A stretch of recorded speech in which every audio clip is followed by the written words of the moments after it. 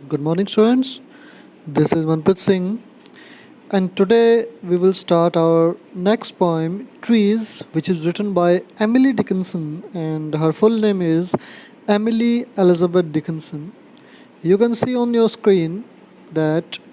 Emily Elizabeth Dickinson, her birth was on December 10, 1830, and she died on 15th May 1886. And she was an American poetess born in Amherst and Massachusetts. She is regarded as one of the America's quintessential poets of the 19th century. देखो Emily जो Dickinson है वे काफ़ी मतलब क्या करती हैं अपनी thoughts को वो जब भी एक्सप्लोर करती हैं तो वो मोस्टली क्या करती हैं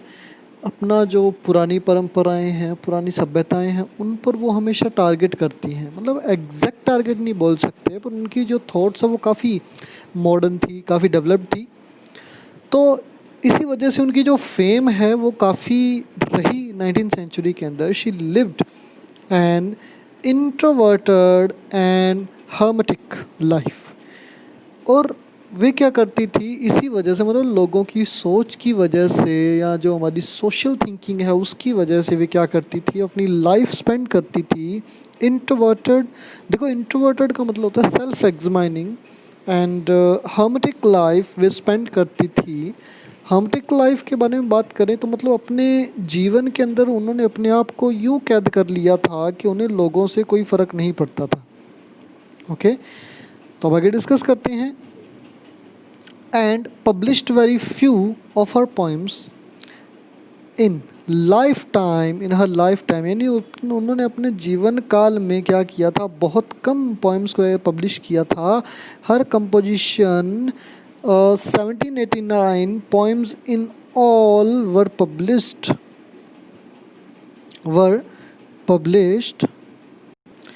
पोस्टमोसली का मतलब होता है आफ्टर डेथ मतलब उसकी काफ़ी जो पोइम्स थी वो उनकी मौत के बाद ही पब्लिश हुई her poetry is characterized by unconventional देखो हर पोइट्री उसकी जो पोइट्री होती थी करेक्टराइज्ड उन्हें मतलब करेक्टराइज किया जाता था उन्हें संचित किया जाता क्रिएट किया था बाय अनकन्वेंशनल मतलब उसके अंदर किसी भी तरह की मतलब जो आउटर थॉट्स होती हैं उनको एक्सप्लेन नहीं किया जाता मतलब लोग क्या सोचेंगे क्या सोचते हैं उस पर नहीं बल्कि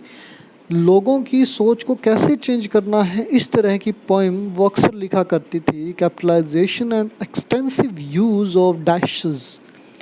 और वे क्या करती है एक्सटेंसिव बहुत ज़्यादा यूज़ करती है ऑफ डैशेस देखो डैशेस का मतलब यहाँ पर स्टाइल के लिए मतलब अपने स्टाइल्स का बहुत ज़्यादा यूज़ करती थी along with unusual imagery and lyrical style इसको रिपीट करते हैं along with unusual imagery and lyric style वो क्या करती थी अनयूजुअल सा एक स्ट्रक्चर क्रिएट करती थी एंड लिरिकल स्टाइल और उनकी पोइम्स मोस्टली क्या होती है लिरिकल स्टाइल में देखो लिरिकल स्टाइल क्या होता है जिसमें हम हमारी पोइम्स को एक गीत की तरह एक्सप्लेन कर सकते हैं अब आगे देखो एमिली डिकिंसन तो हो गया अब उनकी पोइम देखें क्या है इसमें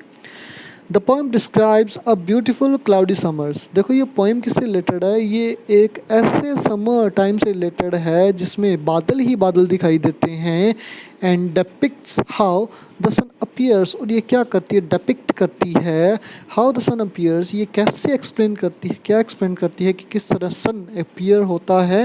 एंड डिसअपीयर किस तरह गायब होता है बिहाइंड द क्लाउड्स कहाँ पर बादलों के पीछे इट इज़ ओवरकास्ट स्काई ये जो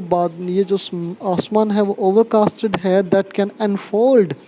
द सन टिल एटर्निटी जो क्या करता है इस सन को अनफोल्ड करता है ठीक है कब तक एटर्निटी का मतलब इन्फिनिटी ठीक है और अनफोल्ड का मतलब होता है कवर करना तो इसके बाद है बट द विमिजिकल पर जो सन है जो सूरज है वो अपनी मर्जी का मालिक है विमिजिकल है ठीक है sun comes out at time to do his duty वो अपना काम करने के लिए आता है as to help the orchards grow, किसके लिए, ताकि वो ऑर्चर्ड्स ग्रो हो सके, मतलब जो वाटिकाएं बनी हुई है, जो ऑर्चर्ड्स हैं वहाँ पर कुछ उग सके। The birds and snake are many, sorry and many other lives to sustain, मतलब उन्हें जीवित रखने के लिए, उनके जीवन को बचाए रखने के लिए, उनके जीवन को कंटिन्यू करने के लिए, लाइफ को कंटिन्यू करने के लिए सूरज क्या करता है, बादलों से बाहर आता है और छिप जाता है। सो स्टूडेंट्स, अब डिस्कस करते हैं हमारी पोएम के बारे में। The trees like tassels hit and swung, वो क्या कह रही है, जो अमेरिकन है वो कह रही है जो पेड़ हैं वो मतलब नेचर को अब ऑब्जर्व कर रही हैं। द ट्रीज लाइक टैसल्स, मतलब वो लटके हुए हैं, हिट एंड हंग स्वंग, और वे क्या करते हैं, स्वंग करते हैं, स्विंग स्वैंग स्वंग, स्वंग का मतलब झूलना होता है, ठीक है, लहरा रहे हैं। There seemed to rise a tune, और वे क्या कर रहे हैं, वहाँ पर एक ट्यूनिंग को क्रिएट कर रहे हैं। फ्रॉम मिनिएचर क्रिएचर्स जो छोटे छोटे, मिनिएचर जो छोटे छोटे जो क्रीचर्स होते हैं, जो जीव होते हैं, कंपेनिंग द सन, और वे क्या करते हैं, कंपेनिंग जुड़ते हैं, यानी कि कॉन्सोमिटेंट, ठीक है, CONSOMITENT, इसका मतलब होता है जुड़ना, कंपेनिंग करना। द सन, कौन जुड़ता है, वो छोटे छोटे जो क्रीचर्स होते हैं जो कहाँ पर बैठे हैं, उन पे ट्रीज़ पर, वो ट्रीज़ क्या कर रहे हैं, स्वंग कर रहे हैं, लहरा रहे हैं। फार, सॉरी अब ध्यान दें, फार सेल ट्रीज ऑफ समर, देखो यहाँ पर जो सेकंड वर्ड है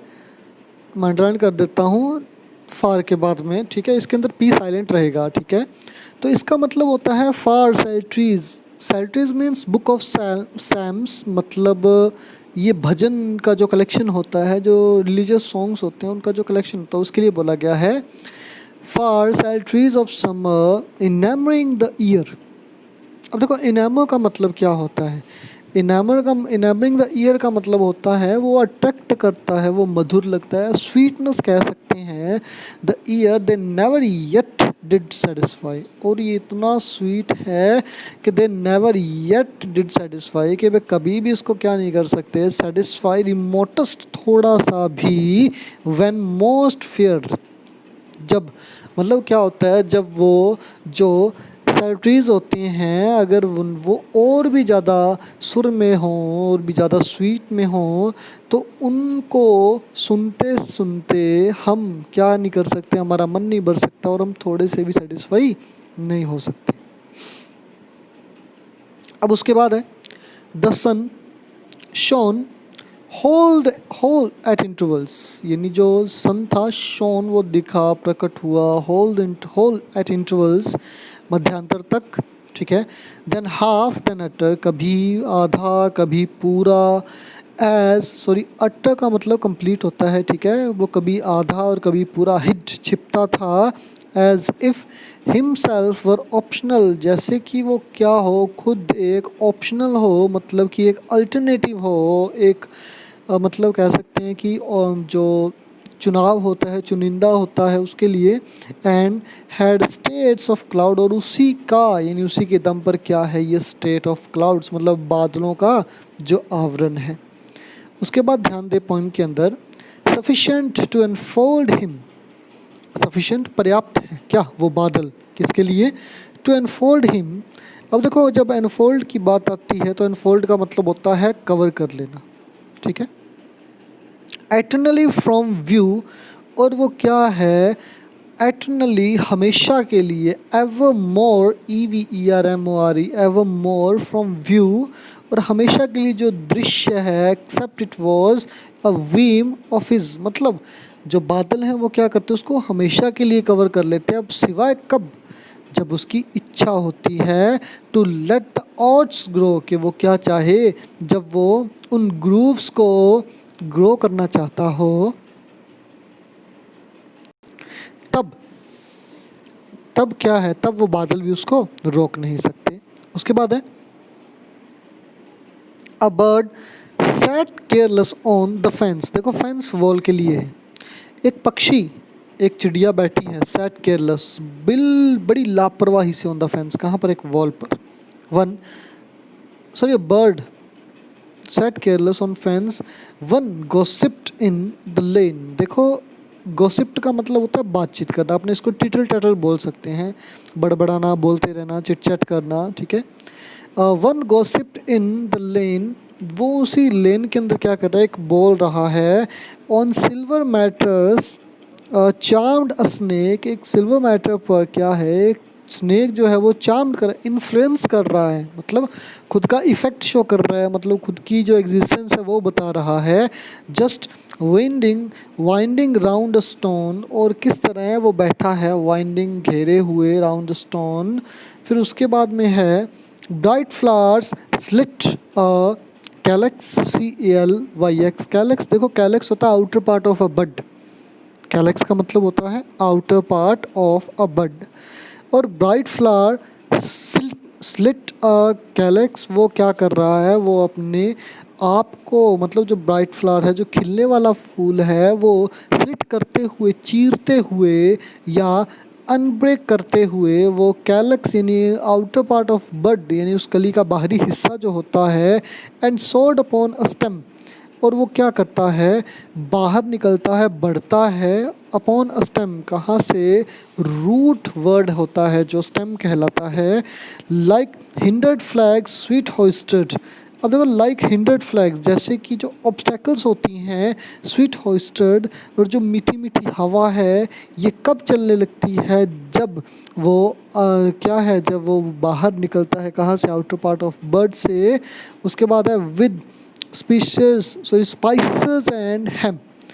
अब किसके साथ, विद स्पाइसेस, मतलब स्पाइसेस अलग ही मसालेदार होता है। इन द हेम, हेम का मतलब हम लिख सकते हैं फेस्टून, फेस्टून का मतलब होता है झालर, ठीक है, या हम किनारी कह सकते हैं, कॉर्नर से, मतलब वो क्या करता है, उन फूलों को साइड करता हो, फूल जब खिलता है तो वो क्या करता है, अपने पत्तों को साइड के अंदर बिखेर देता है। उसके बाद है TWAS, ये शॉर्ट में लिखा हुआ है, इसका मतलब it was more I can not mention, ये और भी था, इट वॉज मोर, ये और भी था। आई कैन नॉट मैंशन, जिसको मैं बता नहीं सकता, बयान नहीं कर सकता। How mean to those that see, कि कितना, हाउ मीन कितना वो अच्छा दिखता था, टू दोज ये कितना मतलब की बात थी, टू दोज उनके लिए, दैट सी जो देखते थे। उसके बाद है वैन डाइक डेलिनेशन, डिलाइनेशन, देखो डेलिनेशन का मतलब होता है कह सकते हैं लाइमिंग, कह सकते हैं लाइमनिंग, कह सकते हैं सॉरी, लाइमनिंग का मतलब होता है क्रिएट करना, एक आउटलाइन को क्रिएट करना, क्या कहलाता है, डेलिनेशन कहलाता है। ऑफ नेचर समर डे, अब किस चीज़ की लाइमनिंग करनी है, ऑफ नेचर समर डे, यानी कि जो नेचर का समर डे है उसको जब हम एक्सप्लेन करेंगे तो उसका मतलब क्या है कि हम क्या कर रहे हैं, उसको डेलिनेशन कर रहे हैं, मतलब उसको हम काफ़ी कह सकते हैं कि हम उसका काफ़ी प्रचार कर रहे हैं, ठीक है। तो स्टूडेंट्स आज के लिए इतना ही, थैंक यू।